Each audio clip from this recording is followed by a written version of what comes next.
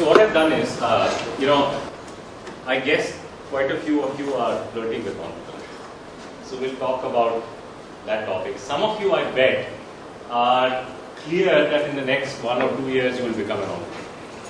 You are preparing, like you prepare for JEE, you're preparing for the next step. How many of you fall in that category?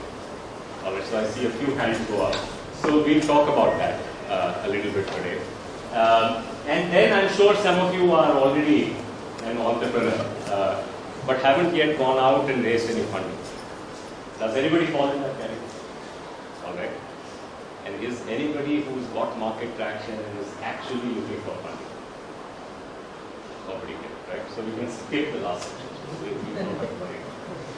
So those are some of the topics that we'll cover today.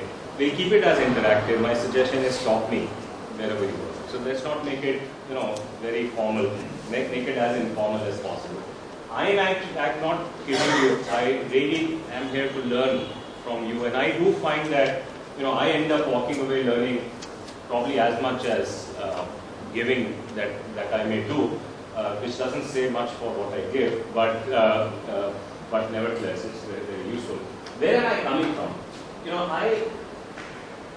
At one level I work for a number of companies. I've done a startup that's part of Cisco now, etc. But I see in all that I've been involved in 6 journeys. I'm on my 7th right now. And frankly, if I give you my report card after the 6, 2 have been failures, 2 I would regard as success. And I'm not actually worried about either of them. The one that gets my goat is the 2 indeterminate, where I can't really make out whether it is a success or a failure. And why that troubles me is because it's very hard to get out of that. When you're in a living dead situation, you're neither living nor dying, you have this temptation to keep on, but part of you says, hey, you shouldn't give up early, and you don't know where to draw that line. And I look back to those times and I say, hey, did I draw those lines correctly or not? And that still stays with me as an issue. So now, what am I doing in my 7th journey is rather interesting. I felt here when it became part of Cisco, I became financially independent and I had a little bit of money. So I started angel investing, and I became an early member of the Indian Angel Network. And for years we couldn't really get our act together, But now, last year and this year we are coming. This year I'm on the board of the Indian Angel Network, and this year, we set a goal for ourselves that we'll do a deal a month. And I'm happy to report to you we are 1 month ahead. So we'll probably end the year with 13 deals, which is remarkable because in 3 years, previous 3 years, or up till then, at January, we had only done 18 deals. So in this year alone, we'll end up doing 13, and I think there is potential to do more. I'm also part of various mentor panels, and I'm also part of this India Innovation Fund. I'm one of the co-founders of that fund, although I don't run it. I'm on the investment committee. And through various interactions that I have, I end up interacting with a bunch of companies. The companies that you see on the top, I am involved in them as an investor, usually an angel investor in Shorewaves through the India Innovation Fund, where I play an active role. The companies at the bottom are companies that come to me, they look interesting, and I ended up giving them some advice or the others. Some are formal relationships. These are part of something that we call as the NASSCOM Mentor Panel. And there are a bunch of us, some of the people you will know about, Sanjay Anandram, Ashish Gupta, Mahalingam he heads HR for Symphony, Anil Jain, who used to head sales for IBM. It's a people with different skill sets, and we attach ourselves to 4 companies every year, for a year. And it's a pro bono exercise, and the goal is that we want to demonstrate that group mentoring is more powerful than individual mentoring, because no one individual knows everything about everything. And so if you have people with different skill sets, the company can draw different things. And I must say that some of those things have been successful. S7 got sold, SourceFit, as you know, recently raised money, lots of money, and Shrishti has been doing well. They have 6x growth in before and after the mentoring period. So through this window, I am quite optimistic about Indian entrepreneurship. So much so that after leaving Yahoo, I left Yahoo to be an entrepreneur. So I'm a CEO, co-founder and CEO of a stealth mode company called Brand Sigma. And as you know, I am an investor and an ecosystem. So what I'm sharing with you today is my attempt on a continuous basis to organize my own thoughts, about what works and what doesn't work, right? And so these are not words of wisdom. I wish I could stand here and say this is gospel, right? Please follow this. No, the purpose today is just to share with you where I am coming from. And based on your own experiences, you may come up with a different conclusion. Was anybody there at the NASSCOM Product Conclave last year? Right? There was a beautiful session towards the end where Sridhar Vembu and Bharat Goenka talked about going after the SMB market. Now here are two people who in the independent right are enormously successful, but have completely different points of view. And having known both of them very well, what I like and why we put them together on that panel was because both think from first principles. And who knows who's right? And they have the humility to say, I don't know whether I'm right or Sridhar is wrong. But they violently disagree on how you should approach that market. So the goal was not to give you a package formulation of what's the best way to approach the SMB market. The goal was to expose you to thought processes that were very different, but both may be right, because depending on the situation, in their own situation, both may be doing the right thing. So you have to, as an entrepreneur, figure out what is right for you and your situation. So my goal is not to give you any gospel. My goal is to share and provoke thinking in your mind so that you can arrive at your own conclusions as you go. Does that make sense? Right? So let's dive in. Flirting with entrepreneurship. It seems 50% of you are flirting with entrepreneurship, aren't you? I think beautiful time to do that, because if you really think of it, I mentioned Zoho a little while back. How many of you know Zoho? Right? How many of you know Fusion Charts? How many of you know Impel CRM? Deskaway? These are companies which are basically selling on the web, and they're selling to small businesses. And although Indian small businesses are not yet buying on the web, but the Western markets, the small businesses are buying on the web. Right? I've been an early investor in Dhruva.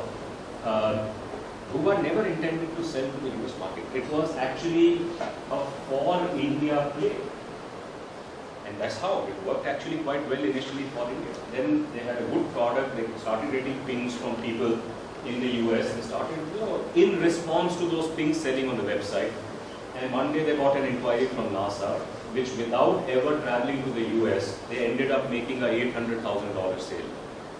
And then they said, maybe we're missing something, we should be more actively promoting the US market. And of course, even today, 50% of their business is outside of the Western markets, but the growth is today coming from Western markets because they're completely comfortable buying things on the web. So for businesses that are facing small businesses, B to small b, there is a flat world that is emerging. That you can be, for heaven's sake, a company based out of Calcutta, Fusion Charts. And when Obama got elected, you know what they did? They put on their blog Obama using their product. Did they have salespeople in the US at that time? No. So they had found customers like Obama. They had emerged as a leader in a very narrow niche without ever having established a sales presence in the US. Now that phenomenon never existed. You go back 10 years, you had to be a iFlex or Subex, because the only thing you could do was B to big B, which meant you needed a sales force, a traveling sales force, which went from, customers spent 6-8 months and then found business and then managed to sell against that. And that meant that whatever advantage that you have sitting of India was washed away when it came to sales. Right? That's not the case now. So now the case is, if you can build a great business application that caters to small businesses, you have a chance of being able to sell it all over the world. It doesn't matter whether you're from Estonia like Skype is, or you are from Calcutta, or you're from California. At at one level it doesn't matter anymore, right? So that's a big change that has taken place. The second big change, how many of you know iCreate, Manthan, Maxicom? Right? None? Okay. Today, how many of you have heard of something called the Gartner Magic Quadrant? Many of you, right? Gartner looks at a field and says, I'll make a quadrant, and in this quadrant, people who are there are leaders, they're visionaries, and they're terrific in execution. Now, in the field that these companies are in, no, Gartner hasn't yet made an ad. One of these companies in that magic quadrant. What are they saying? They're saying, look, today, how many of you have a blog? Let me first go back and... So today as a blogger, you probably get comparable analytics to what New York Times gets today. Right? Now that phenomena is coming into business analytics. So what iCreate does is goes to banks, small banks, mid-sized banks, and says, hey, you have two options. You want business analytics, you have two options. You can do the business objects implementation, or these mega traditional business analytics companies implementation, which will take you 12 to 14 months to do, several $1 million to do, or you can take essentially the Google Analytics equivalent version of business analytics. I will suck in your data, offer analytics on my platform, analytics as a service. And you know what, there's a little bit of risk you run because your data is not sitting with you, but you can trust me. On the other hand, the value that you get is enormous. You can get started in 2-3 months, and the price point, the cost of doing this is far lower than what it would have been otherwise, right? Ironically, one of the top 3 companies in the world is here in Koramangala. Same solution to small retailers. One of the top 3 companies in the world is here in Bangalore, Manthan. Mid-sized hospitals. Probably one of the top 2 companies in the world is here in Koramangala. So here are playbooks that are emerging that are very favorable because it doesn't really matter where you are. Right? So there is an opportunity which is enormous, and this matters a lot to companies on the other side because it democratizes analytics. It makes them have the power of analytics work for them despite the fact that they are small. Right? So it's very powerful for the customer. The question is, can you make it happen, and can you then beat out the competitors, and rise and bubble up to the surface? Bharat. Let's talk a little bit about it. I think you probably all agree that we are at a fundamental time in terms of how IT is going to be consumed, right? Today we are talking about IT becoming deeper in our lifestyles. Everybody who was on a PC, here I bet is on a social network. Is anybody not on a social network? You can ask. So there are few people here who haven't embraced social networking. But by and large, what was traditionally IT or computing or whatever you want to call it, has gone from this, made the leap from being a business productivity solution to also helping us manage our social life. Right? Now that's very interesting and that's very big. Facebook is a meaningful company as a result, 50 billion, 80 billion, who knows, every day it becomes larger, right? Now, but the important other thing is that because now you have cheap tablets, you have 3G, you have smartphones, you have another wave of 1 billion people who are going to embrace computing and that they couldn't do earlier. And you know what? 600 of that, 600 million of those billion people are going to be here in India. Right? We have 600 million cell phones. We are adding about 6 to 8 million people on GPRS every month. Right? How many PCs do we sell every year? Can somebody guess? I give 3 choices. 20 million, 10 million, 7 million, 3 million. Or that's 4 choices. Anybody who thinks it is 3 million or 7 million? Let's see. Anybody who thinks that? One person, too few people. The rest of you, who I believe, how many of you think it is 10 million, 20 million? See, it's 7 million. The number of PCs that we sell every year are the number of GPRS users being added every month. We are one of the few countries in the world which sells more mobiles than PCs. Vietnam is roughly the size of Maharashtra, 84 million people. Similar per capita GDP. Vietnam has more PC-based internet users than all of India. You know why? Because Vietnam brought PCs into the schools. So every family has an 8-year-old who knows how to use a PC and therefore is able to now cajole their parents to say, please buy a PC. Here, when my father buys a PC, he has to also buy a service to fix the PC every other day because he is completely clueless. He doesn't live in Bangalore, right? So when I said I'll buy you a new PC, he said, yeah, sure, you can buy me a new PC, but I am going to buy from this person. Why? Because you're not going to be there when something goes wrong. I need him around to make the damn thing work, right? So PC here does not take off in most households because there isn't comfort around using the PC. The cost of ownership of a PC is very high, because people have to learn how to fix the PC. And there isn't an in-home 8-year-old available for free who's going to make it work for you. Price in Vietnam and price in India for PC is the same. So that's not the reason. Per capita of Vietnam is not substantially higher than that of Maharashtra.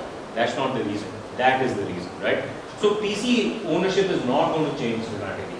And the next wave of computing that's going to happen is going to be the tablet or the handheld phone. And that's going to be significant because people are going to consume entertainment, people are going to transact on that, and so on and so forth, right? Now, how many of you know about TechCrunch here? How many of you know that the comment system changed recently? Did it become better or worse? Aesthetically, the whole site became somehow worse too. No, I'm not talking about aesthetics. I'm talking about comment quality, comment content came down, but quality went up because you need a Facebook login to do that. They migrated from having virtual identity to now needing at least some form of real identity, right? Now there is a revolution taking place in the world where real identity is becoming important. If it's becoming important, for heaven's sake, for commenting on a blog, think of how important it is becoming for everything else that you do. In Korea, unless your alias is tagged with a real identity, you can't be on that, right? So, and Korea is one of the most sophisticated. South Korea is one of the most sophisticated countries. We are in a wave where we are upgrading our identity infrastructure and moving to real identity. And in some ways, India is setting the tone and the example of that because we want to move 600 million people from no identity to the most sophisticated form of digital identity. And if you see Nandan Nilekani, who talks about this, and I think it's very powerful. He says, how many fixed line phones were there before mobile phones happened? 60 million. How many fixed line phones are here today? 50 million. Not 70 million, not 80 million, 50. We bypassed the fixed line phone revolution completely, right? So what we are doing with identity is we are bypassing this paper identity revolution completely and going from no identity to online digital identity for people. Now when you combine that with the SIM number and you combine that with the bank number, you can even today start doing a 1,000 rupee transaction. And tomorrow, if you are trying to sell something which is under 1,000 rupees, you suddenly have a payment mechanism that doesn't require a credit card, doesn't require a debit card, right? We are sitting on top of a revolution waiting to happen. Now the question is, how many of you who are flirting with entrepreneurship are going to be the Deep Kalra or Sanjeev Bikhchandani of this revolution? Right? So there is enormous opportunities. I think this is therefore a great time to be an entrepreneur. Anybody here who is in his mid-40s, I hope to find few people here. I think the other reason why you should look at entrepreneurship, this is a purely controversial opinion. Many people don't agree with me on this. I think by the time you get to your 40s, you won't have a choice. You're dead. No. See, our industry growth that we have seen in the last 20 years is no longer sustainable. You can see that for yourself.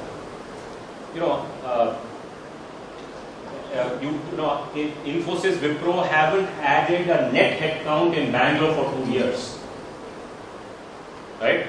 None of these big 5 companies, except for Cognizant to an extent, is able to deliver the old traditional growth in earnings of 30% a year. Not possible anymore. That field has matured. There was a video rental library? No. Today is not a good time to be in IT services. There's a good time to be in IT services. You've ridden the curve. The curve will continue. It won't go away right away. But you know what? Unless the system is growing at 10-20% in terms of headcount a year, the system, the career trajectory and the momentum that people have had is not sustainable anymore. So by the time you get to mid-40s, and there's already, there's a diversity conference happening later this year. And I'm not kidding you. Bunch of people said, no, don't do diversity. Don't do gender diversity. Don't do all this. Because they made a case. They said the biggest diversity problem is age diversity. Because all these big companies are now saying, you know what, since we are not growing in scope of work that we do, if you're already in your mid-40s, we can replace you with a younger person at lesser salary. So we are sitting at a tsunami of people getting out of the industry as a result. Right? And this problem, if that hits people at 48 today, will hit at 44 5 years from now. Believe me, trust me. Because the fundamental problem is that. So, and if you got to reinvent yourself, you can find another career, you can become a chef, you can become this, you can become that. But if you're fond of cooking, do what the Muskalandar guys did, become an entrepreneur. They were also Wipro guys, right? So I think the solution for people here is going to be entrepreneurship for more and more people. You will be forced into that circumstance. This is not, I'm not talking out of my, I'm not smoking pot here. This happened. When digital folded in Boston, people in digital who were all very engineering centric didn't have alternative choices. And that turned out to be the the best period of entrepreneurship in the Boston area. People were forced into entrepreneurship, right? Bangalore is suffering. Bangalore has 30% of IT services share, but that is misreported because Infosys and Wipro report all their exports from Bangalore. While I know, Infosys has more people in Pune than it does in Bangalore. Right? It's not adding any headcount in Bangalore. You go to BPO, APO, Bangalore doesn't have meaningful share in that market. The only place where it has market share is R&D captives, where it has 52% of the R&D captive headcount in Bangalore. Right? At what percentage, by headcount, how fast did R&D captives grow last year? So I give you 3 choices. 6%, 12%, 18%. How many of you think it was 6%? 6%. But last year was a terrible year. So the previous year must have been better. R&D captives haven't grown in double digits in headcount for 3 years. That engine is stalled. So there was this IT Karnataka policy that was launched recently, and I was there at the inauguration. And everybody said all good things, and I was the only one saying, okay, it's good to have a policy, but where is the implementation? Because I think this problem that you are seeing in Bangalore today is not sinking in. Take another data point I want to get to. Last year, there were 100 VC investments that happened all over the country. Any stage, give or take some, any stage, any sector. 2008, 132 happened. So it's not as if this 100 is growing so rapidly.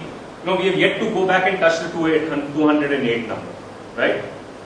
What do you think is happening to Bangalore's share of these 100? Huh? Going down. Yes. From 38% to 22%. You know why? Largest number of deals come from Bangalore. Bangalore has the lowest closure rate. of deals converting.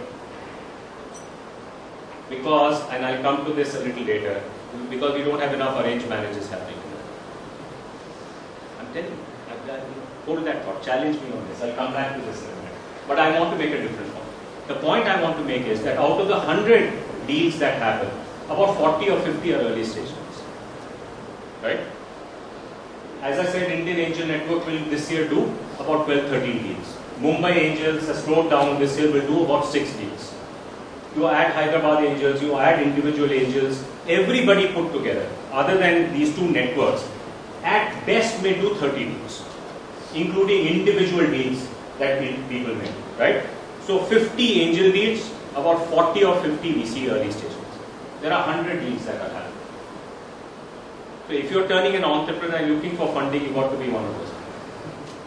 Around the country. Around the country, around all sectors.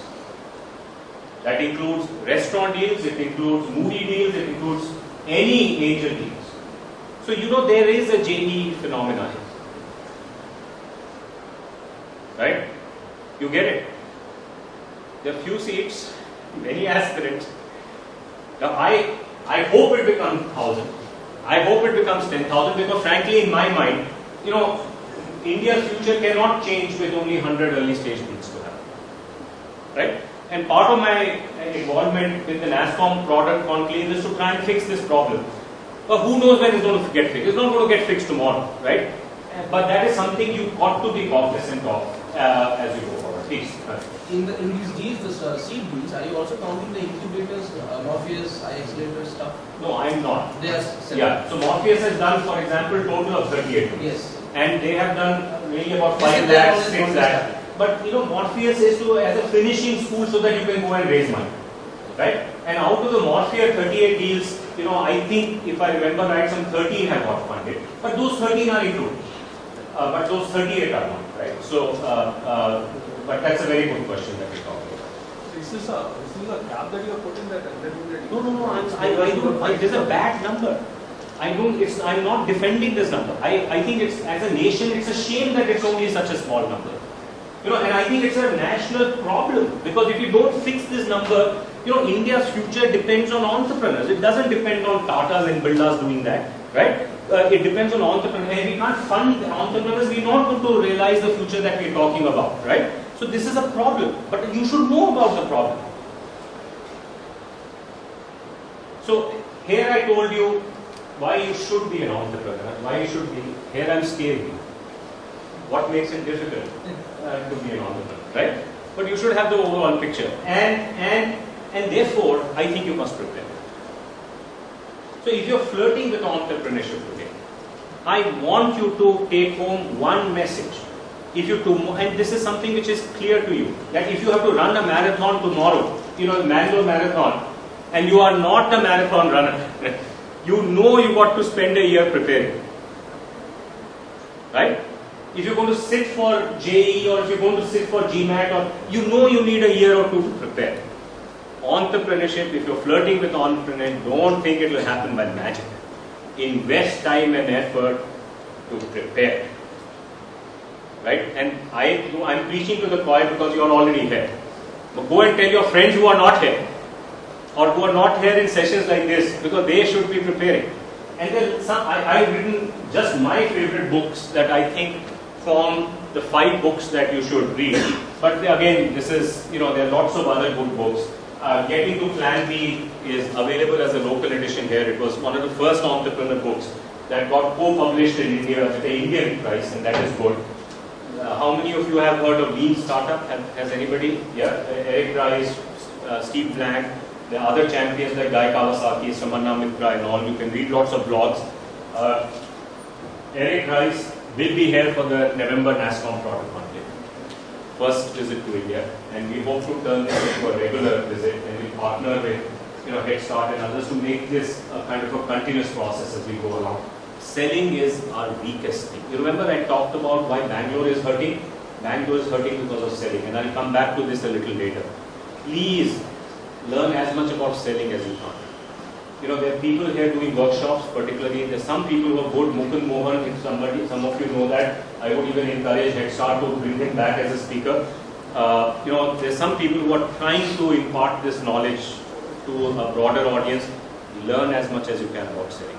In the US context, people learn about selling because they have to do summer jobs, right? And we don't learn anything about selling. And we got to train ourselves as much type of selling, not B2C type of selling. Super Crunchers is just to lift you a little bit.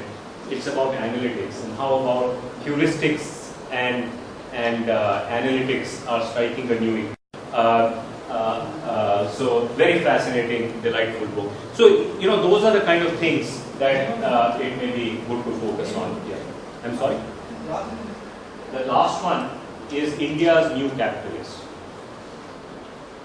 Very small question. So you said the number of deals in Bangalore is going down. Which city is kind of growing fastest? Much to everybody's surprise, it's NCR. Then the Bombay share is holding, Pune share is growing, but Delhi NCR is shooting to lose. So, but essentially, we are losing share effectively to NCR. But why is it like Delhi or Bombay? You're saying those people are funding all around, right? It's not funding. It's not funding. So Still, like in the Indian Angel Network, last year we looked at 82 deals carefully. We had some 3,000 deals. We formed subgroups of 82. And if I remember right, 40% of them were Bangalore based. But and this is the case usually for all venture funds also.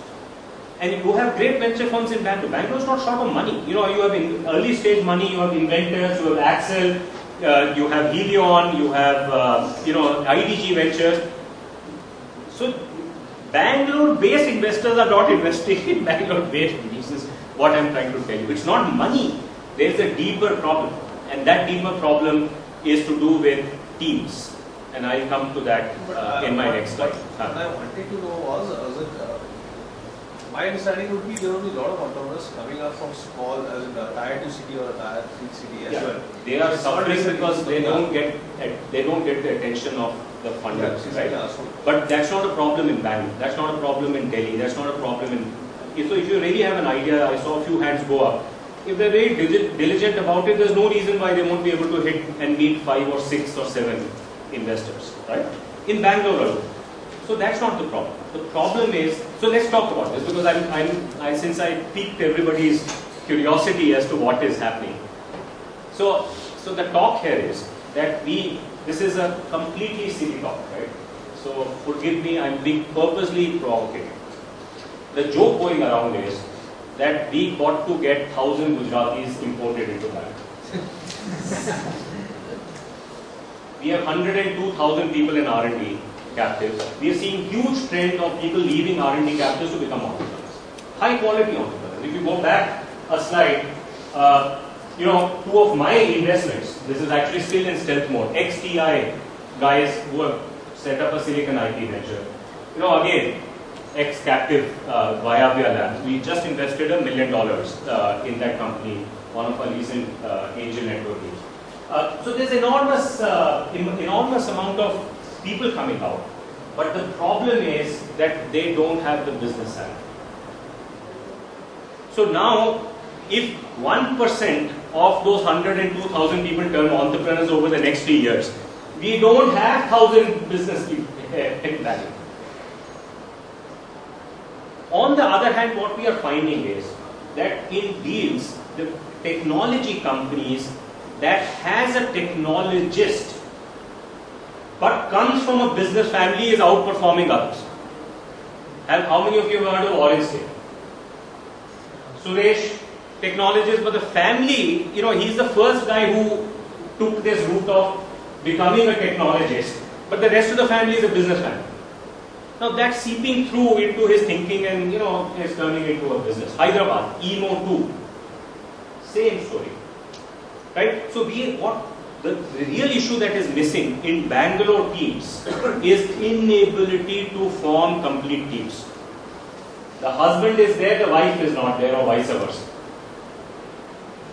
And the Bangalore people, I don't speak Tamil at all, but there's a Tamil saying which one of my colleagues quotes. He says, when you don't have a wife, stop naming your son. Don't go out, start naming your son when you don't even have a wife. Right? Now, the point here is many of us have no clue about business. And what is entrepreneurship in the first place? Entrepreneurship is building a business. It's not building a product.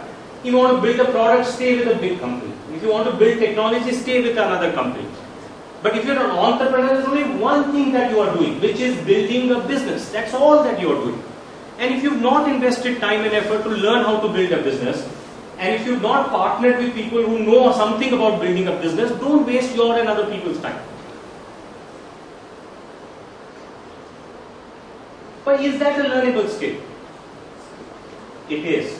So let me, after bringing you down, let me see if I can lift you and tell you why it's a learnable skill. Let me jump ahead and I'll come back to this in a minute. Let me go to the mindset because I want to lift you up a little. You know, the big phenomena that is taking place, on the other hand, is the rise of the hobbyist. This is not a new phenomenon. It started with James Watt. It went on to Edison, but it accelerated with the founders of Intel and our famous Steve Jobs. They're all hobbyists. Apple, the most valuable tech company in the world today, is a product of hobbyists. Intel, same thing, right? More recently, Microsoft, hobbyists, right? Yahoo, Google, hobbyists. Yahoo doesn't do well, I'll tell you why.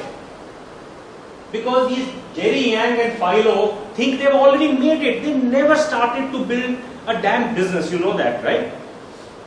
They were, it was a hobby turned into a business. They say, yeah, I'm happy with what I have, don't worry about it. They don't have the hunger and the passion. But the fact is that it was built by hobbyists. Now, the successful businesses, and why I point out Yahoo, is because the difference between a hobbyist having wind behind the back and becoming a business, and the Google guys becoming a business is that one wanted it to be a business and the other doesn't want it to be a business. And in good times, it probably didn't matter, both sets of people did well. But now these are not those same times, right? So if you want to build a business, you've got to be a hobbyist as well, but therefore, if all these people could learn how to build a business, so can you. Right? But if you are a businessman and you're not wanting to be a hobbyist, I don't think that's going to work as well. And therefore, at one level, I would like to believe that we are going through a temporary dip in Bangalore. Because to my mind, Bangalore has the largest pool of hobbyists in India today. So I am on this mantra, and Amit has heard me speak about this at another event recently. In all Bangalore events, I am on a single-minded mantra. First, become a hobbyist. Second, learn how to become a businessman. Because I think that is where salvation for Bangalore is today. Do you guys agree with me? How many of you agree with me? Right? Okay. So, why is being a hobbyist important? Is because we are in this era of combinatorial innovation. Right? Where you put things together and you can make new things happen.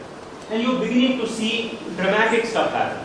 Paul Romer, NASA wanted a better space glove. They did a Centennial Challenge. You know who won it? A guy working out of a garage in Chicago.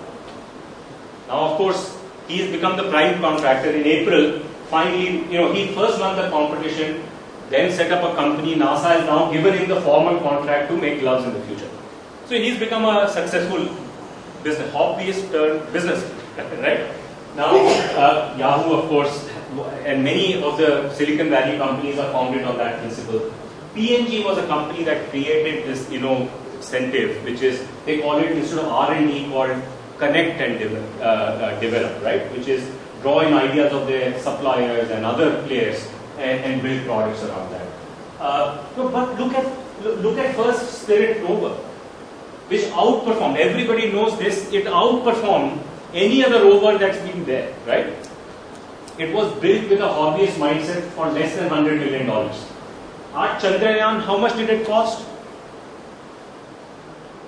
Less than Airbus. Huh? Less than the cost of Airbus. Yes, $88 million. And you know what? How much money has Ning raised? 100. Ning 110. 110 million. So think of this. Somebody sent something to the moon for less money than what they actually did. To me, that's a remarkable achievement. Now, Fiat recently has built this car, Neo, based on crowdsourcing again. Again, hobbyists coming together to help build a car like this. So there is a phenomenon. It's not just mashups, it's not just Web 2.0. The reason I gave you these examples is because it is happening in the physical world. The hobbyist mindset is going to be the dominant mindset for all product innovation that you see as we move forward. So if you're not a hobbyist and not a businessman, start by being a hobbyist. Fair enough? But what does it take to be a hobbyist? So I have a game here. You've got to give me what each one stands for. These are 4 temperaments that I want to highlight here. What do you think these 4 are? I purposely not labeled. What do you think the first one is about? A good hobbyist is out of the comfort zone. Yeah, a good hobbyist is one who is relentlessly stepping outside his or her comfort zone, right? Yeah, and therefore is focused on excellence and mastery. Because that's the only way you can get that. Is not afraid of being the underdog. I bet everybody's in that Chicago glove guy who was never in the glove in business decided to enroll in this NASA thing. I'm sure everybody sniggered and said, "Are you crazy? NASA competition." And you had the NASA's own team competing in this, by the way. I mean, so it was not restricted only to outside. I am sure there would have been sniggerers saying, "Yeah, what are you doing?" So being the underdog and still have the confidence to persist is a trait that you need as a hobbyist, right? And the final one, of course, is to continue at it even if it doesn't come out right the first time, the second time. Does this make sense? Right? And if you don't have this, you have to develop it in yourself. And the other thing, I'm going to skip through this very quickly, but the other thing you have to develop is, all this hobbyism is a community effort, is not a solo effort, no matter what those stories appear to you. And therefore, you've got to work with people. And you have to work with people, in a different way than what you have worked with people. Unless you build a climate of giving more than you take, which is essentially the open source paradigm, right? You won't be able to work with people. Unless you are straightforward, you do what you say, and you say what you mean, you won't build lasting relationships. Because there's no overarching company that is forcing 2 of you to work together. It is going to be your own reputation that will be at stake, right? And so on and so forth. If you're waiting for instructions from somebody, then you won't be able to succeed in today's world. So these are all elements that I wanted to bring out about the mindset that you need to develop if you really want to go to the next step, which is you flirted with entrepreneurship, you're serious about it.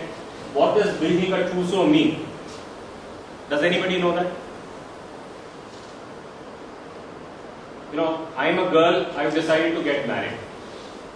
What do? I build a trousseau, I build a set of things that will be needed for me in my married life, but I start thinking of that now. Right? If you don't build 3 things before becoming, after flirting with entrepreneurship and deciding, I'm going to actually become an entrepreneur. But before starting, if you have not built 3 things, don't become an entrepreneur. One is, save up money for 2 years. Because the fact is, you will need to survive without salary for 2 years. I am being blunt with you. It may not happen, but you've got to be prepared. I have a close friend of mine, Mike Spicer, who was with me in Veritas and subsequently in Yahoo, currently a general partner of Sutter Hill Ventures. He came from a very modest background, but remarkable guy. He finally ended up going to Harvard Business School, and one of the people I really look up to, phenomenal guy. But all through, even in Veritas and Yahoo, he was one of the rare persons who never dipped into his last 12 months' salary in the US. And why? He says, because I want to work on my own terms. I don't want to work on Veritas terms. I want to work at Yahoo. My job here is to be a change agent. And I can only do that if I can walk away from this And I know I can walk away from this because I'm 100% sure I'll find another job in 12 months. So I can deal with this on my own terms. Right? If you can do that in a job, for heaven's sake, you've got to do it as an entrepreneur. For 2 years, save up your money. If you've not saved up your money, if you've not built up your capacity of by moonlighting or working weekends, and you only want 40 or 50 hour weeks, then you're not ready to be an entrepreneur. Right? Second, if you've not developed the mindset, you're not ready to be an entrepreneur. Third, if you've not built a team, if you're going to start entrepreneurship not as a couple but only as you want to produce a baby and you expect to do that without being a couple, you are being silly, just plain silly in my mind. You deserve no respect. You're being stupid. So you have to find a team. So the problem in Bangalore is you can't find a team without going through the arranged marriage process. Because if you only go and look for a team member among your friends, they'll be more like you. If you look for team members within your company, they'll be more like you. You've got to find people. This arranged marriage is a marriage where an engineer boy says, I want to marry a doctor wife. Right? Then some activity starts in the family, says, Acha, now the terms are clear, let's start the process. Now they have a very clear idea what they're looking for. They'll go after, literally, I've been on the board of Bharat Matrimony, so I can tell you they'll go after literally hundreds and hundreds of names before they zero down on 4 and then before they find the right person. And whether it's a girl or a boy, it's an involved, disciplined process. I'm happy if you have a love marriage. But for heaven's sake, have an arranged marriage when it comes to doing a startup. Because in your marriage, you don't need the same complementarity that you need if you've got to be a team head. You've got to produce a baby. And for baby, you need different people.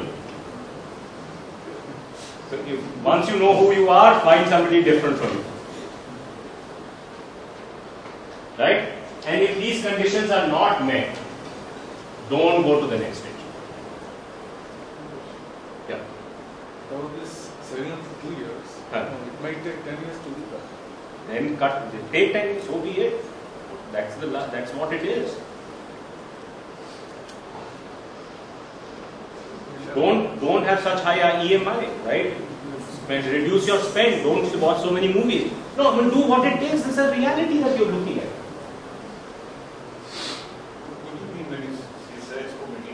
Huh? By middlemen who will make that matchmaking happen. By middlemen, I don't mean middlemen. By middlemen, I should use a better word. But usually arranged marriages, there is usually, finally, in the end analysis, one person who knows both families. Right? And both families go to that person and say, is the boy alright? Can you stand guarantee for the boy? Is the girl alright? Can you stand guarantee? That person builds trust between the two parties. You need somebody like that. Because ultimately you need trust between the two parties. Even if you find the right person, you need to build trust, right?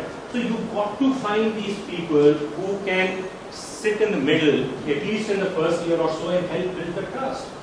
Not only find, but build that trust. So I think they are trust agents. Maybe in my next version of the presentation, I call them trust agents, because they're trust agents. Just the way you have them in arranged marriages, you've got to find them. Hard to do. Yeah. And I tell you, if you do these 3 things right, it actually becomes easier after that. But if you don't do this, you're going to get screwed anyway. Go ahead. We have some platform where this kind of things happen. Like we have Bharat Matrimony because of this problem. Right. I find that there should be a sort of I am. Maybe should announce that. Okay, so there is something happening, and I've said again and again, I am a big champion of any organized. If somebody can do a Bharat Matrimony here, right, it will be wonderful. So it is a problem waiting to be solved, and I know you guys are going to solve this. You want to talk about it now or later? Later. So there's an attempt to do that. And if I think we found a search program, so we name the people and then they look for a co-founder and then work. So I think lots can be done. So to aid the process, that's a valid point. May I move on? Please. Yeah. All right. So we are running slow, but go quickly now. Now you become an author. Right? You flirted, you built up your trousseau, you took the plunge. You are now an entrepreneur. Now, I was an entrepreneur 10 years back and now, and I'll tell you the big change that I've seen is the arrival of the digital camera. You know, if you have to take a perfect photograph, I'll explain what that is. If you have to take a perfect photograph earlier with a film camera, what did you do? Very paid attention. You made hundreds of adjustments before you took the picture. Carefully took a picture. Film was expensive, you couldn't take many pictures. Now what do you do in a digital camera? Frick, like that. You know, you don't expect the perfect picture the first time. And you're okay with that, right? You make adjustments 1, 2nd, 3rd, 4th, and that's okay. Today's startups are like taking pictures, perfect pictures with digital cameras, not with film cameras. In the olden days, I remember, you know, when you had to pivot, when you had to change, when you had to make an adjustment, you did it, but you thought it was a reflection of your incompetence that you had not done something right the first time. That's not the case. No matter how much effort you put in, if you want a perfect picture, you've got to keep many adjustments. No matter where you start, you've got to make many adjustments. Have no shame in making adjustments. Like you do, have no shame in making adjustments with digital camera, have no shame in making adjustments. Celebrate those adjustments, because that is really about finding the right fit between you and the market. And this is the revolution I am really excited about, that we need to borrow from this Y Combinator Techstars effort that happened, where people like Steve Black, Eric Rice, others started studying failure and developing this knowledge about how to do customer discovery much more scientifically than would have been possible otherwise. Right? And that is the new school of entrepreneurial learning that has become available. Some of it is captured in that Lean Startup, but a lot of it, in fact, everything that is in Lean Startup book is already available on the blogs. Right? So everything is available in an open source blog material. You must read it. The old way of product management does not work. Right? And the difference is this to this. Simple idea, not so difficult to implement. Applies to any kind of business that you are talking about. B to big B, B to small b, B to C, B to B2C, whatever you want to do. Right? This idea applies. And go ahead, yes. Can you speak up a little? Huh? When you say roadshow flexibility in your probably the journey when you go along, let's say you are already tied up with some investor, you would have pitched for a particular type of doing business, and suddenly you are saying that this is not working out anymore, I'm going to change. So how much of it is the investor going to be willing to say his flexibility also should be in line with our flexibility? So perfect. Investors and more employees both are impediments to pivoting. So therefore, if you can do this pivoting with 4 people, don't add the 5th. Forget the investor. Even the 5th person on the team, the more people you have, the harder it becomes to pivot. Right? And you are absolutely right. If the investor has been sold a previous version and now you want to change it because that's the right thing to do, investor will always be an impediment. Rather than, very few investors are smart to say, no, you're doing the right thing, let's move on. Right? So that's a problem. Which is why, in my mind, the investor does not figure into the equation so far. Right? If you saw previously, I said 2 years salary, you should even save some money if you can to do some bootstrapping on your own. And why it is important, where does the money come from? The money comes from your pragmatic buyers. So I want to tell a story here. How many of you are familiar with the book? I should have added this to that list there, called The Chasm by Jeffrey Moore. It's a well-known book again, although an old book. He postulated that usually what happens in any kind of a technology business, you get lots of early adopters. These early adopters adopt stuff, and then what happens is, from these early adopters, then there's a middle portion before the pragmatic buyers kick in.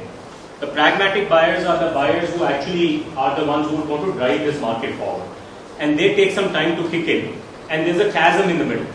And US has been a wonderful place because you remember that's the land that has been the land of early adopters. You go to the mall, you buy something, you put it in your garage, come 2 years, 3 years later, your garage is filled up and you can't park your car inside. You do a garage sale. Earlier you used to do it physically, now you do it on eBay. But that model, US, like no other country in the world, was a mecca for early adopters, both for CIO early adopters, for individual early adopters. So this model worked like a charm. And in the last few years, the bitter complaint of VCs who came from the valley was, India is a terrible market. No early adopters. Because are they early adopters in India? Who will buy this just for the heck of it and not because it gives them volume? India, yeah, paisa vasool. You have to, India is there is a land of pragmatic buyers. Now what has happened is, even in Silicon Valley, because of the economic downturn, there are no early adopters. They are having to sell to pragmatic buyers right today. And I think therefore the mood has changed. Instead of berating the fact that India doesn't have early adopters, we have to celebrate the fact that we have pragmatic buyers. Because pragmatic buyers will buy from you, right from day one. They have to become a source of funding rather than the investors at this stage, if you can, if possible. Not always possible. B2C, for example, is very hard to do that. But in many other cases, it is possible to do that. So you need in 2 years, so note what I am saying here, 2 years bootstrap. If you think you'll find this fit between your product and the market to build a scalable business, 6 months, you are kidding yourself. It may not take you 2 years, but you've got to budget for 2 years. And if you go back and look at the history, especially the first book that I mentioned, Getting to Plan B, you will find example of example, because what we tend to celebrate is the after story, right? After everything has been successful, we talk about how magically it came to life. No, it didn't. It was a series of pivots that happened. And if you go back, it takes time. And it takes time or it takes money. Unfortunately, this is the problem. What takes time and what takes money? Let's be clear. If you're chasing a few big customers, you need time or you need money? Huh? Time. So no matter what you do, they're going to still take 9 months to decide. Right? And do you need a lot of money? No, you don't need lots of money. You've got to show them, one person, 2 people can go and navigate the whole process. But if you're building a consumer product, what do you think you need? So you've got to put the dogs, have to see the dog food. Then only can they give you an opinion, is the dog food good or not? Right? So, depending on where you stand, you have to choose which one makes more sense to you. Consumer may be very attractive, but then you need some of your own money to get, and moonlighting, and have people who are willing to contribute, effort in terms of moonlighting and the like to get you to a point where you can put the dog food in front of the dogs. But if you're going after the big customers, then you got to budget for time, because the first cycle may fail. Each cycle is 9 months, you must at least have 2 or 3 cycles. So 2 years have gone away. So whether you like it or not, you've got to budget for time and money to go through this. I am demystifying this in my own way. There is no easy way out. Look at what the biggest success story that I think Bangalore will produce in this year and next will be Flipkart. Flipkart is which year this year? 4th year.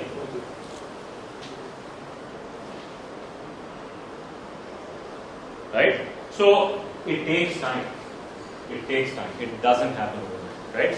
Now let's go to fundraising. Yeah, please. I'll take a few steps backwards. And I've heard these stories before. One thing, nobody has ever answered. And when you are making a team, how do you divide the founder's equity? The easiest way to do that. See, I think there are 2 or 3 factors that drive it, right? And we can have a longer discussion on this, but there are 3 things that are important. First and foremost is timing. The person who comes in early has to get more equity than the person who comes late, because that person took a risk and the other person did not, right? Second is the role, right? Role plays a role. If I am responsible for sales and business development, and this person who may have come in earlier is responsible for website development, right? You know, that person gets dinged because coming in late, but gets advantage of having a more important, right? And third is seniority, because although you give everybody the saying you're the head, the reality is, you know, some people may be great product managers in the early days, but you need a more seasoned product manager as you go on, right? So that those are the three. But simply put, more than anything else, it is that trust in this early stage. You got to have a semblance of fairness. Because the only way people will work with each other if they disagree and they hammered out their disagreement. If they don't disagree and they agree and everything seems to be hunky-dory, that's also okay. But that's usually you should surface the disagreement, bring it to the surface, hammer it out, establish your own principles based on these three that I talked about, and then apply them consistently with the new people who come into the future. Everyone can come up with their own principle, or is there a maths involved? There is no, I wish you could reduce it. You see, that's the problem of us. Are you an engineer? No, I've been reading about this. Right? So don't reduce everything down to an engineering group, right? Because it is not. This is about marriage, give and take. You have to follow, figure out. Now there are some principles. They're not rules, but there are some principles, and these are available. There's a very nice blog post by on the ABC blog about how to give away equity. You know, look for it. You'll find something there. Yeah. How do you really attract talent for the startups? Very hard. Very hard. Because you know people are still buying large research, right? And so those are really hard problems to solve. And that is where again I think this initiative, we need something in our system here. Although it's becoming easier because people are getting fed up of these big company jobs. So it's becoming a little easier.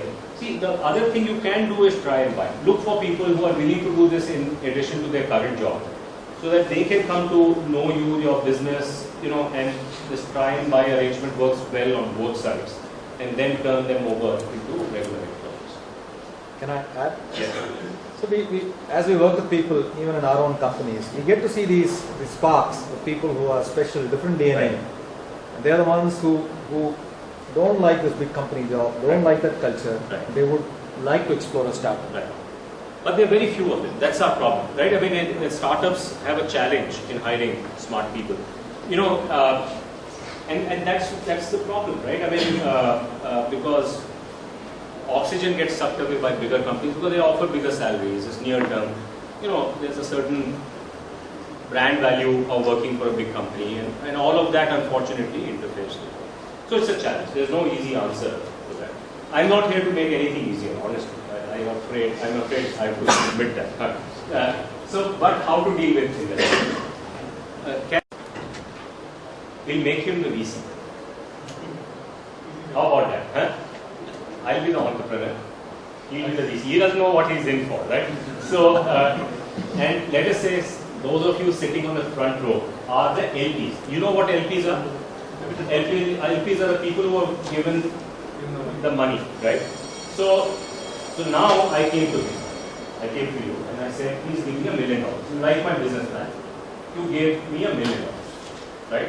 Where is the $1 million going to come from? It's actually going to come from you, right? What do you think he is going to ask you in return for that $1 million? What's the return? Number of years. Number of years, luckily the way this works is fixed. It's usually 8 plus 1 plus 1 or 10 plus 1 plus 1. So let's assume for simplicity's sake, he is giving you money for 10 years. He can give you money for 10 years. When he signed up, he agreed to do it for 10 years. So he signed up possibly 2 years ago. But he signed up to give him $5 million. But he doesn't pony up $5 million. It doesn't sit in the VC's bank account. It actually keeps sitting in the LP's bank account. Right? But he's obliged to pay up when he asks for money. Now he said, you remember you made a $5 million commitment. I got to fund Sharad, $1 million. I'm going to, now 2 years have elapsed, 8 years are left. My promise to you was, I will at least give you 2x of what you give me. Right? So Now he has to return him $2 million from mine. Now I fought hard. I was a good seasoned entrepreneur, right? So I gave him only 20% of the company. Fair enough? Now remember, he invested $1 million.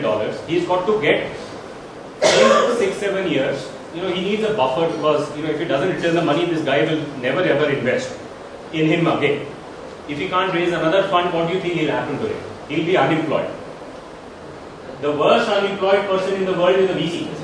Can't do anything in the world. Right? So he's very, very scared of being unemployed. I'm telling you, very, very scared. So he's going to do whatever it takes, murder, kind of steal, whatever, because he's got to return the money, he's got to keep the cycle going. So he says, I've got to return it back in 8 years, 1 or 2 buffer, 6 years may connect. So he is now, no matter what I tell him, there is only one thing going on in his mind. If I put $1 million in Sharad's business, do I get $2 million back in 6 years?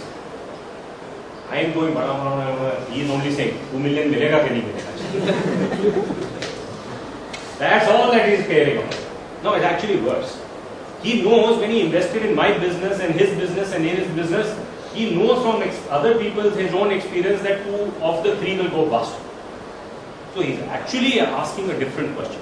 He's saying, yaar wo 2 out of 3 will go bust. So I got to get 6 million out of this guy. Fair enough? Right? Is that what's going on in your head? Yes. Okay. So he's a great businessman. So let's do the next step. Now, what does it take for me to give him 6 million? Let's say I built up a business. Remember, he owns 20%. Right?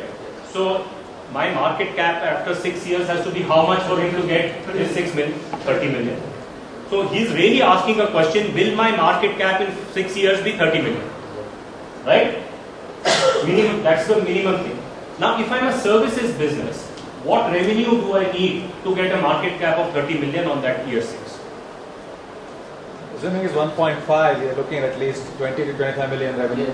So exactly, so you need 20 to 25. So he's now doing a calculation. Does this guy have a chance of raising 20 to 25 million revenue? Right? That's the question he's asking. But if I'm a product business, what is usually the multiple, what revenue of in a product business do you need to get market cap of 30 million? 5x is usual. If you have a recent product, you can get 5x. So he's asking, can he reach 6 million revenue run rate in 6 years? Right? This is the basic question. Thank you. Ultimately, no matter what you tell them, this is what that guy is thinking. And the only difference between him and an angel investor is that angel investor doesn't have that 8-year window. Right? He can afford to wait 9, 10, 12. Right? This has happened. I'm an investor in a real estate fund. Right? Now the real estate fund is exactly set up like the same thing. It is 5 plus 1 plus 1. It's a real estate fund by CIG.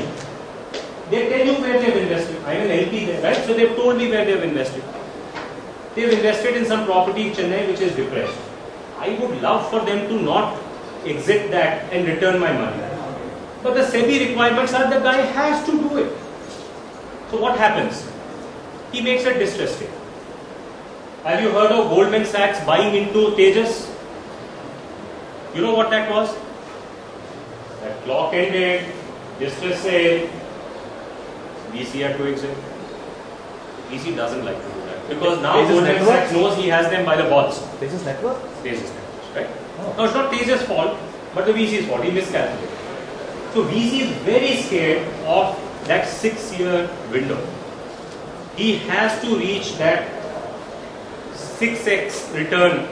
Now you can do your own calculation in your business and figure out will you meet that number or not. And for you to give credibility to that number, right? You need to have gone through the previous stage to have built something, sir. I can have some customers, this is what they'll pay for, this is my chances of finding more customers. If you can't give that story, you will give away 40% of the company in the first go. This happens. And if you haven't saved up money, to your point, that is your only option. There's a company, this happens all the time, Salorex, funded by Inventus. 46% of the company gone away. Now tell me, is that fair to entrepreneurs? No. But the entrepreneur had no choice because he couldn't wait. He needed the money desperately. So you pay through your nose for raising money early on because you are not able to. All that he does is same calculation for 20%. He builds a margin of 2x by saying, hey, I must take 40% of the company because that's the only way I'll get my money back. He puts buffer and you don't have any leverage because you can't convince more people to raise money for you, give you money at that time. Yeah. Okay, so we'll wind up there. The second part is, the easy part is finding the investor. The tougher part is building a purple cow. What is building a purple cow? Purple Cow is a company which is got small in size, big in scale.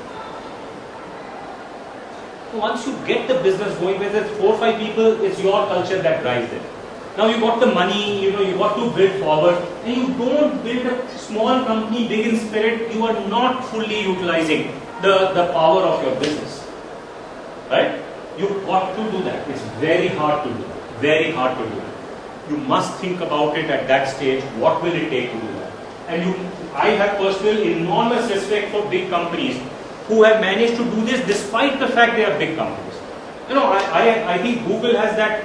Last year, but it will be good to see that 10 years later, Google still has that, like Southwest has it after 25 years. It's remarkable that even today when you fly Southwest, you walk away happy because the damn crew members are, although they're not giving you anything to drink or eat, but there is much more of a pleasant interaction than you would have with United Airlines or American Airlines. Right? I find the same experience with Indigo today.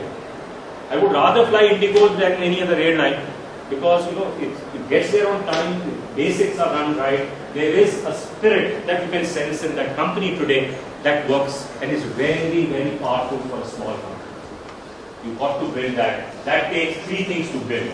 Believe in the individual. Creating an environment where everybody innovates, not you alone. And then you're constantly learning from outside in. This is a separate talk that I give, so I'm not going to go into that right now. But all said and done, it's a dog's life. Oh, what a dog's life. In one lifetime, see what happens. In one dog's lifetime, what happens? Right? Think of it. Each of these companies, STC, did not in 1997. When Nokia, in 1999, Nokia overtook Motorola, the number 1 player. HTC had less than $1 million revenue. Now it's probably going to become the number 2 or number 3 player in the world. Dog's lifetime. So it is a dog's life, but tremendous stuff that can happen in a dog's life. So be an entrepreneur. There is never been a time like this, all said and done. But go in with your eyes open. Right? Not easy. Go in with your eyes open. And in my mind, the next 15 years are going to be the next dog's lifetime. Is going to be tremendously different from the years that we've had in the past. I believe it. But this is where we are. So thank you so much.